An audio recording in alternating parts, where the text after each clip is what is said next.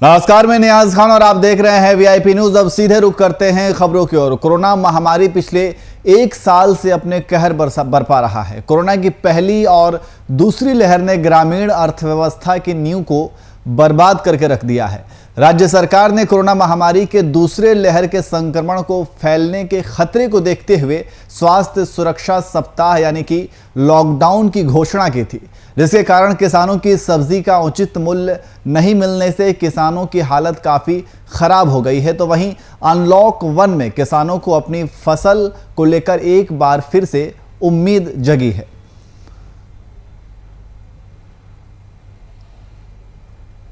अभी 9 वो मतलब जिला में तो अभी बंधन में लगे हुए हैं ये सरकार का, लेकिन उम्मीद में किसान लगे हुए हैं कि फिर बाजार अच्छा पटरी में आके चलेगा। इसी उम्मीद पर फिर किसान खेती लगाना चालू कर दिया है। अभी बाजार का रेट तो थोड़ा मोड़ा उठा है, लेकिन समझिए कि सब्जियां पूरा खराब हो गया पानी में। ये जो तूफान आया ये बहुते बर्बाद कर दी। लॉकडाउन बीमारी थोड़ा कम हो रहा है तो लॉकडाउन भी थोड़ा थोड़ा कम सरकार कर रही है। बात रही कि इस बार लॉकडाउन ने भी तो हम लोग फसल ने मार खाए और फसल भी हुआ था तो हम लोग को सही रेट नहीं मिला। और ऐसा तूफान एक आया, यस बोलते हैं, तो हम लोग की यसे कर दिया, सब चीज़ ले ही डूबा। हाँ, हल्का फुल्का हम लोग ड्रिप ने जैसे लगाए थे खेती तो वो सब थोड़ा सा बचा। बाद बाकी जो खुला खेत में लगाए थे वो ज़बरदस्त हम लोग को।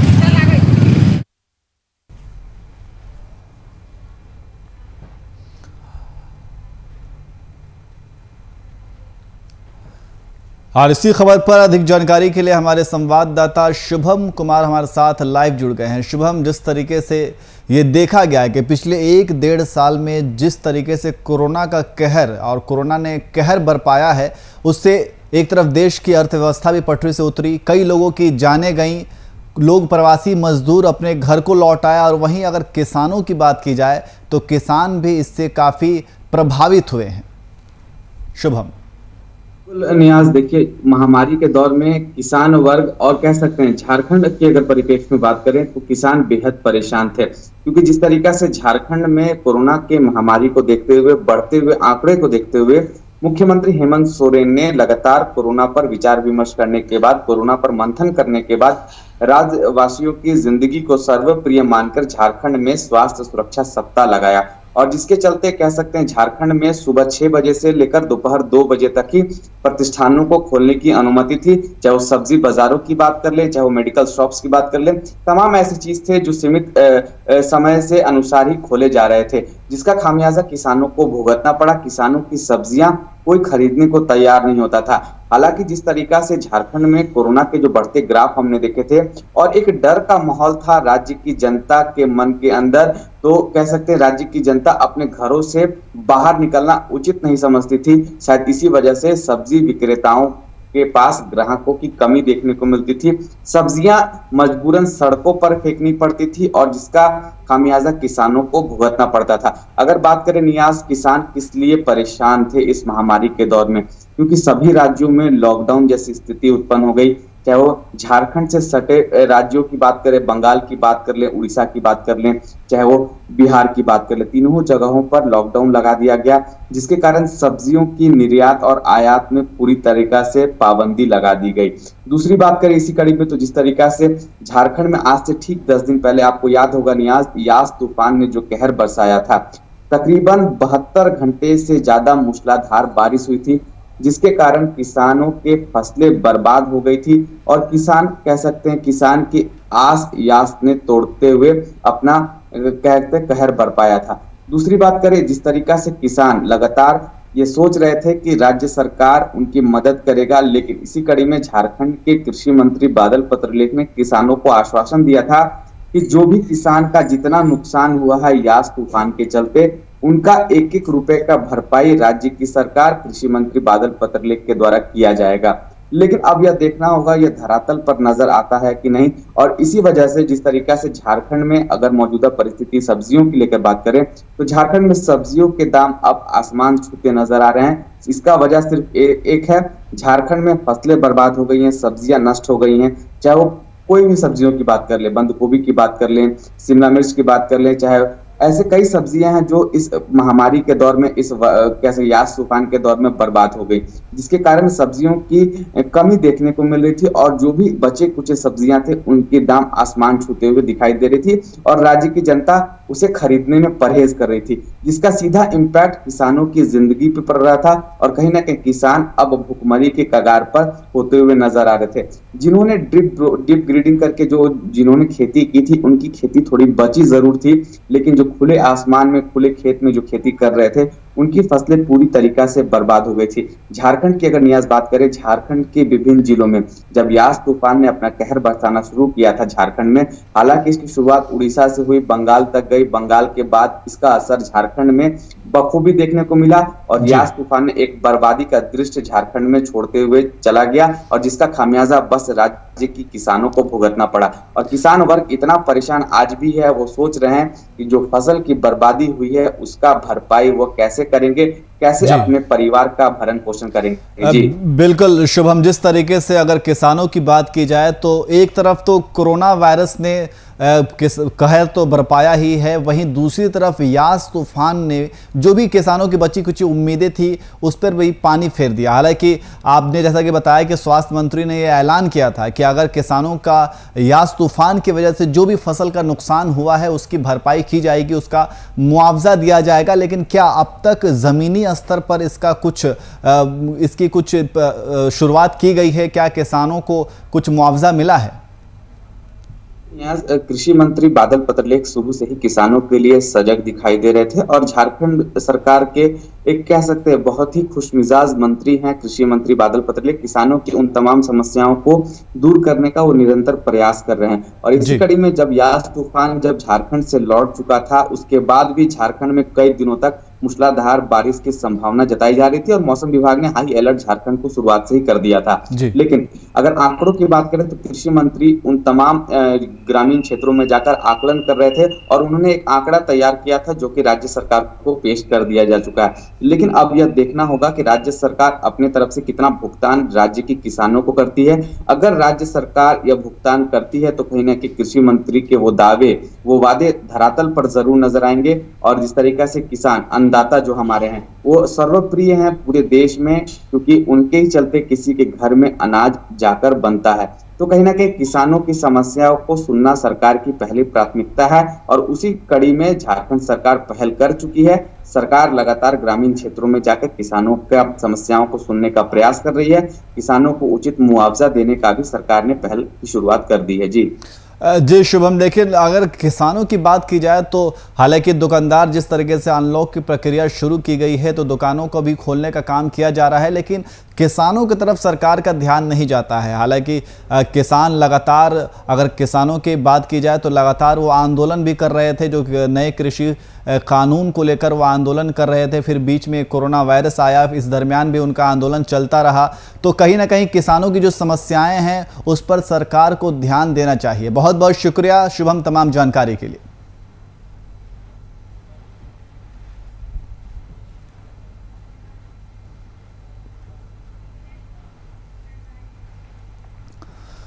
वहीं कोविड-19 महामारी की तीसरी लहर की आशंकाओं और इससे संबंधित तैयारियों के साथ साथ बोकारो में व्याप्त बिजली संकट के निराकरण के लिए बोकारो के उपायुक्त कार्यालय के सभागार में एक आवश्यक बैठक बुलाई गई। बैठक के सभी अधिकारियों के अलावा बोकारो के सभी विधायक उपस्थित रहे। बैठक को संबोधित करते हुए उपायुक्त राजेश सिंह ने थर्ड वेव को लेकर जिला प्रशासन की तैयारियों को सतर्क बताया। वहीं बिजली की समस्या को लेकर उन्होंने नए ग्रिड से सप्लाई शुरू किए जाने का काम 2 दिन में शुरू हो जाने की बात कही और इस दरमियान चारों विधायकों ने भी मीडिया से बातचीत करते हुए अपनी अपनी प्रतिक्रिया साझा की।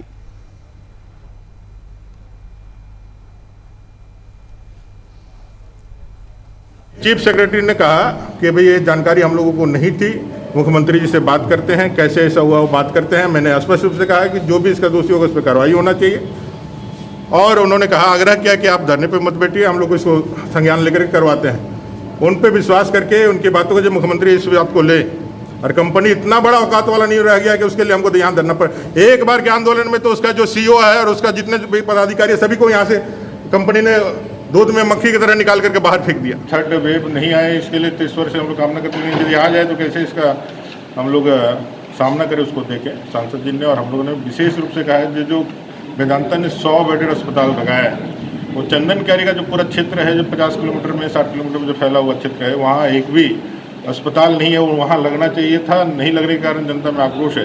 इन लोगों ने अपना क्लियरिफिकेशन दिया। आज जो घटनाएं हुई आप लोगों के सामने है, प्रशासन कहीं ना कहीं कंपनी या कंपनी के द्वारा ही संचालित हो रहा है, ऐसा माहौल है कि कंपनी को बताना चाहते हैं, राज्य प्रशासन को भी बताना चाहते हैं कि संजीदगी के साथ कंपनी चलाए, तभी जाकर चलेगा। विकास का विरोधी नहीं है, लेकिन यदि कहीं दिक्कत होगा तो फिर हम लोग को संबंधित हम लोग को तैयारियां करनी है थर्ड फेज को लेकर, उसकी बैठक हुई है। और जो बिजली की समस्या राज्य में और खासतौर से बोकारो जिला में काफ़ी ज़्यादा है, क्योंकि डीवीसी का उत्पादन एरिया भी यही है, तो उसको लेके हम लोग कैसे उसको दुरुस्त किया जाए उस पर बैठक। नहीं, डीवीसी से बिजली नहीं मिल पा रही जितना कि वहाँ अपेक्षित है, उसके लिए क्या करेंगे? क्योंकि आज सभी जनप्रतिनिधि आप लोग बैठे। देखिए, आज हम लोग ने बात किया है डीवीसी के अधिकारियों से, निश्चित तौर पर उनको चेतावनी दी गई है कि अगर आप सही ढंग से काम नहीं करेंगे तो आप पे कार्रवाई भी होगी, आप पे केस भी होगी। ये पूरे एक स्वर में सभी विधायक और सांसदगण और उपायुक्तगण और जितने भी अधिकारी उन्होंने बोला है, प्लस उनके बीच में और जो राज्य के अधिकारी हैं उनके बीच में कोऑर्डिनेशन की बहुत कमी थी, उसको दुरुस्त करने की बात कही गई है। लोड शेडिंग डीवीसी से ज़्यादा हो रहा है, क्योंकि जो जहाँ जहाँ फॉल्ट होता है उसको सेंसर से ये चेकअप नहीं कर पा रहे हैं। उनका जंपर बहुत ज़्यादा लूज हो जा रहा है, जो पुराने जंपर्स हैं उनको ठीक। वहीं झारखंड में वैक्सीन बर्बादी को लेकर सियासी बयानबाजी थमने का नाम नहीं ले रहा है।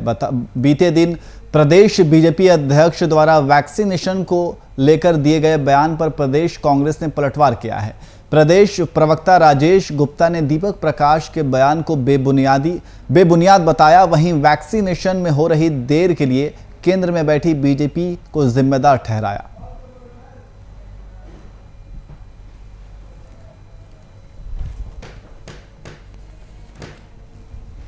बिल्कुल झूठी थी, तथ्य से परे। नेशन में बर्बादी की बात कही जो बिल्कुल झूठी थी, तथ्य से परे थी।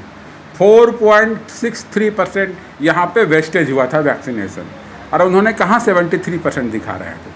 तो भाजपा का ये चरित्र रहा है कि जहाँ उनकी सरकार नहीं रहती है वहाँ के लोगों को दिग्भ्रमित करने के लिए तरह तरह के हथकंडे अपनाते हैं। उस हथकंडे को इस राज्य की जनता ने समझ ली है, और पिछले चुनाव में, उसके बाद बाई इलेक्शन में, फिर बाई इलेक्शन में उनको मुँह के खानी पड़ी। तो भाजपा अपना। और कांग्रेस विधायक इरफान अंसारी ने एक बार फिर से भाजपा पर हमलावर हुए हैं। इरफान अंसारी ने बीजेपी नेता और रांची के विधायक सीपी सिंह पर गंभीर आरोप लगाया है। इरफान अंसारी ने सीपी सिंह पर साजिश के तहत अल्पसंख्यक समुदाय को डेली मार्केट से हटा दिए जाने का आरोप मढ़ा है। इस संबंध में इरफान अंसारी ने मुख्यमंत्री और मुख्य सचिव से इस मसले पर पत्राचार करने का आश्वासन दिया है। देखिए, इन लोगों का मामला है कि अस्थायीकरण इन लोग चाहते हैं, और हरमो हाउसिंग कॉलोनी के पास माननीय उच्च न्यायालय ने इनको ज़मीन दिया था, और भारतीय जनता पार्टी के एक नेता जो उस समय मंत्री थे सीपी सिंह, इन लोगों को बेघर कर दिया था, बेदखल कर दिया था डेली मार्केट से। अब जो ज़मीन मिला है ये हाई कोर्ट के आदेश से मिला है। अब ये लोग चाहते हैं कि इनका अस्थायी हो जाए, तो हमारे पास आए हैं। तो निश्चित तौर पर मैं इनकी बातों को सुना हूं, और माननीय मुख्यमंत्री महोदय से और चीफ सेक्रेटरी से मिलकर इनको मैं अस्थायीकरण कराने का काम करूंगा। वहीं झारखंड प्रदेश कांग्रेस के कार्यकारी अध्यक्ष और जामताड़ा विधायक इरफान अंसारी ने एक बार फिर बीजेपी पर निशाना साधा है। इस बार उन्होंने झारखंड प्रदेश की बीजेपी पर नहीं बल्कि उत्तर प्रदेश के सीएम योगी आदित्यनाथ पर बयानों की तीर दागे हैं। उन्होंने यूपी में हुए 22 मरीजों की मौत का जिम्मेदार सीएम योगी को बताया है। मामले में कार्रवाई के तहत उन्होंने यूपी में राष्ट्रपति शासन लगाए जाने की मांग की है। मॉक ड्रिल कर दिया, ऑक्सीजन बंद कर दिया। इससे बड़ा तमाशा और क्या हो सकता है? इससे बड़ा नाइंसाफी और क्या हो सकता है? योगी को, भाजपा के नेताओं को फांसी की सजा होनी चाहिए। कभी माफ नहीं करेगी जनता। इसीलिए मैं कहना चाहता हूं, जो ये लोग देश नहीं चला सकते, ये राज्य नहीं चला सकता है ये व्यक्ति। ये भगवा कलर पहन लेने से ये मठ के लोग हैं, इसको मठ के एक्सपर्ट है, धर्म प्रचार में भेजिए इसको। कहाँ इसको मुख्यमंत्री बना दिए हैं आप लोग? पूरा राज्य को तहस नहस कर दिया, यूपी को बर्बाद कर दिया, जाने का मन नहीं करता यूपी। गंगा पूरा मेला कर दिया, हजारों हजार लाश सड़ रहा है गंगा में।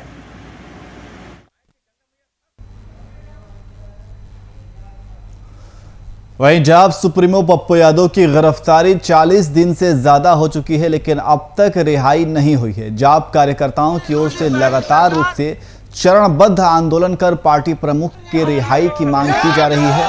मांग को लेकर जारी प्रदर्शन की इसी कड़ी में जाप युवा कार्यकर्ताओं द्वारा पटना के अंटा घाट के गंगा नदी में जल सत्याग्रह के जरिए जाप अध्यक्ष पप्पू यादव को जल्द रिहा करने की मांग की गई। जो विगत 28 वर्षों में हमारे माननीय सांसद जी को फरार घोषित किया, और जबकि वास्तविकता ये है कि जब फरारी उनकी घोषित की गई 1993 ईस्वी में, तो 1994 ईस्वी में वहाँ उनकी शादी हुई और वहाँ पूरे बिहार, पूरे देश के गणमान्य व्यक्ति वहाँ मौजूद रहे, और जो है वह 8 बार उन्होंने चुनाव लड़ा, जिसमें मेंबर ऑफ पार्लियामेंट उन्होंने 5 बार रहा। जल सत्याग्रह हम लोग कर रहे हैं। जन सेवक पप्पू यादव आज 1 माह से जेलों में बंद है। उनका केवल एक ही कारण था, उन्होंने अपने शमशान तक देश की मांग। और इसी खबर पर अधिक जानकारी के लिए हमारे वरिष्ठ संवाददाता शशांक दुबे हमारे साथ लाइव जुड़ गए हैं। शशांक जी, जिस तरीके से ये देखा जा रहा है कि लगातार पप्पू यादव की रिहाई की मांग की जा रही है, उनकी गिरफ्तारी को 40 दिन से ज़्यादा हो गए हैं और काफ़ी अनोखे अंदाज में आंदोलन किया जा रहा है, समर्थकों द्वारा उनकी रिहाई की मांग की जा रही है और ये आरोप लगाया जा रहा है कि पप्पू यादव को राजनीतिक द्वेष के वो शिकार हुए हैं।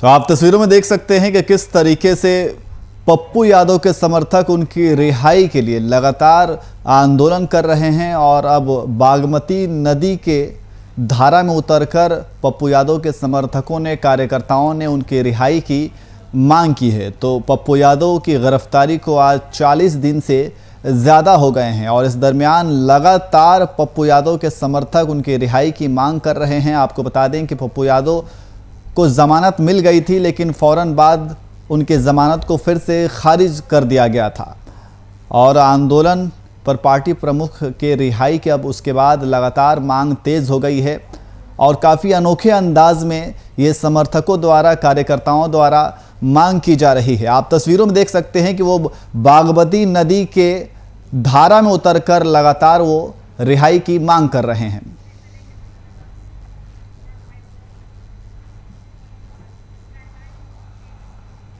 और इसी खबर पर अधिक जानकारी के लिए हमारे वरिष्ठ संवाददाता शशांक दुबे हमारे साथ लाइव जुड़ गए हैं। शशांक जी, हम तस्वीरों में देख रहे हैं कि जिस तरीके से अनोखे अंदाज में उनकी रिहाई की मांग की जा रही है समर्थकों द्वारा, बागमती नदी की धारा में उतरकर लोग, उनके समर्थक, उनके कार्यकर्ता पप्पू यादव की रिहाई की मांग कर रहे हैं।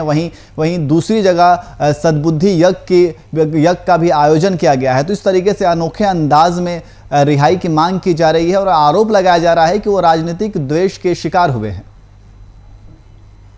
देखिए, 40 दिन हो गए हैं पप्पू यादव को जब गिरफ्तार किया गया था। मामला भी था कि वो 32 साल पुराने एक कोर्ट के में नहीं हाजिर होने की वजह से उनको वारंट जारी किया गया था और वो नॉन अवेलेबल वारंट था और वो गिरफ्तार हुए थे। उसके बाद जो निचली अदालत ने भी उनके बेल के एप्लीकेशन को रिजेक्ट कर दिया था, नहीं वो जेल में। अब उनके सामने एक ही रास्ता है, वो हाई कोर्ट है। हाई कोर्ट अगर उनको बेल ग्रांट करती है तो वो बाहर आएंगे। अब ये जो उनके कार्यकर्ता पूरे बिहार में अलग अलग तरीके से, देखिए पप्पू यादव एक अनोखे और अलग प्रकार की राजनीति और पॉलिटिकल कैंपेन के लिए जाने जाते हैं। उनका कुछ अंदाज निराला होता है और वही कहीं ना कहीं जो उनके कार्यकर्ता है उसी को फॉलो करते हैं। तो पूरे बिहार में अलग अलग तरीके से पप्पू यादव की रिहाई की लेकर, मांग को लेकर उनके कार्यकर्ता कहीं ना कहीं एजिटेशन करते रहते हैं या सांकेतिक धरना देते हैं या फिर कोई सांकेतिक विरोध प्रदर्शन करते हैं। ये तमाम चीजें होती रहती हैं। देखिए, अभी जो जल सत्याग्रह कह सकते हैं कि वो तमाम कार्यकर्ता बागमती नदी में उतरे हैं और वहां बागमती नदी में उतरकर ध्यान आकर्षण करने की कोशिश कर रहे हैं। उनकी मांग है कि पप्पू यादव को की जो गिरफ्तारी है वो पॉलिटिकल है, यानी पॉलिटिकल वेंडेटिव है और उसके लिए उनको रिहा करने के लिए सरकार पालते हैं। लेकिन सभी जानते हैं न्याज की जो पप्पू यादव है वो ज्यूडिशियल कस्टडी में है। उनको छोड़ने की या उनको गिरफ्तार कर अंदर रखने की जेल में पूरी तरह से ये अधिकार सिर्फ न्यायालय का है और इसमें सरकार का कोई हस्तक्षेप नहीं होता। सरकार ने जो अपना काम था वो किया था, उन्होंने उनको गिरफ्तार किया था और गिरफ्तार करके जुडिशियल मजिस्ट्रेट के सामने पेश कर दिया था। उसके बाद सारा काम जुडिशरी का होता है। लेकिन देखिए, तमाम चीजों के पीछे बिहार की एक राजनीति है, वो समझना होगा। बिहार की राजनीति बहुत अलग हिसाब से अभी चल रही है। पप्पू यादव अपनी इस गिरफ्तारी को मुद्दा बनाना चाह रहे थे पूरे बिहार में और ये दिखाना चाह रहे थे कि जनता के सेवक को, जो जनता के काम के लिए लड़ रहा था और जो काम विपक्ष ने करना चाहिए था, जो काम विपक्ष को करना चाहिए था, मुख्य विपक्षी जो राजद है, कांग्रेस है, इन तमाम पार्टियों को करना चाहिए था, वो नहीं कर रहे थे और विपक्ष की भूमिका अकेले पप्पू यादव निभा रहे थे। यानी पप्पू यादव जन नेता बनने की, एक तरह से कहा जाए कि पब्लिक के बीच में हीरो बनने की एक उनकी कोशिश थी और कुछ हद तक उन्होंने सफलता भी पाई थी। लेकिन वो जन समर्थन नहीं मिला था जो नहीं मिला है उनकी रिहाई को मांग लेकर या उनके जेल जाने को लेकर। जिस दिन वो जेल गए थे, 1-2 दिन तक सोशल मीडिया पर ट्रेंड हुआ था, लेकिन वो उतना ट्रेंड आगे नहीं जा सका। जी बिल्कुल शशांक, जिस तरीके से आपने जिक्र किया कि जो उनके रिहाई का और रिहाई की जो जहां तक बात है वो तो न्यायालय के अधिकार में है, लेकिन जिस तरीके से अनोखे अंदाज में समर्थकों द्वारा रिहाई की मांग की जा रही है, कभी सद्बुद्धि यज्ञ का आयोजन किया जा रहा है तो बागमती नदी के धारा में उतरकर रिहाई की मांग की जा रही है, तो इस तरीके के जो अनोखे अंदाज में मांग की जा रही है तो कहीं ना कहीं ध्यान आकर्षित करने के लिए किया जा रहा है, सरकार के ऊपर हमला बोलने के लिए किया जा रहा है। क्योंकि जहां तक रिहाई की बात है तो रिहाई तो वो न्यायालय के अधिकार में है कि कब वो रिहाई दे और ना दे। कि पप्पू यादव की जो गिरफ्तारी हुई थी उसमें पप्पू यादव की कोशिश थी कि इस गिरफ्तारी को एक बड़ा मुद्दा बनाया जाए और जन आंदोलन बनाया जाए।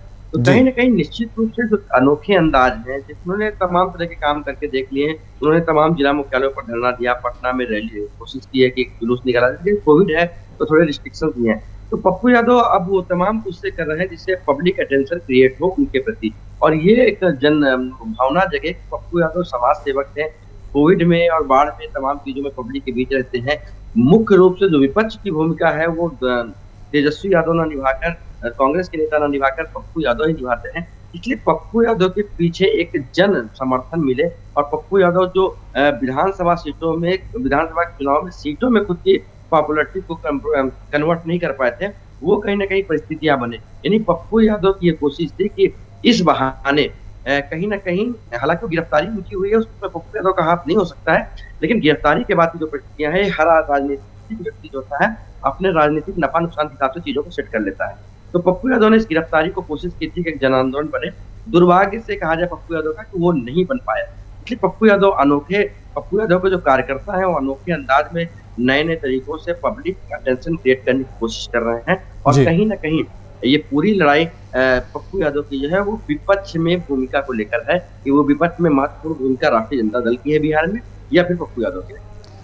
जी बिल्कुल शशांक, जिस तरीके से देखा जा रहा है कि लगातार जो पप्पू यादव के समर्थक हैं वो पप्पू यादव की रिहाई की मांग कर रहे हैं और काफ़ी अनोखे अंदाज में कर रहे हैं। वहीं दूसरी तरफ पप्पू यादव की अगर बात की जाए तो वो जेल में रहते हुए भी ट्विटर पे काफ़ी एक्टिव हैं और लगातार सरकार के ऊपर हमलावर हैं। बहुत बहुत शुक्रिया शशांक तमाम जानकारी के लिए।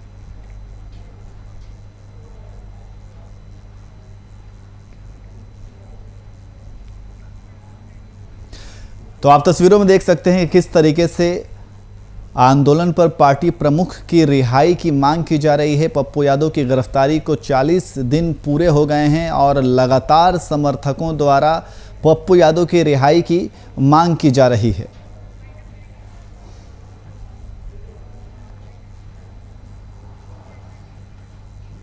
तो फिलहाल बुलेटिन में इतना ही। देश और दुनिया की तमाम खबरों के लिए देखते रहिए VIP न्यूज़। नमस्कार।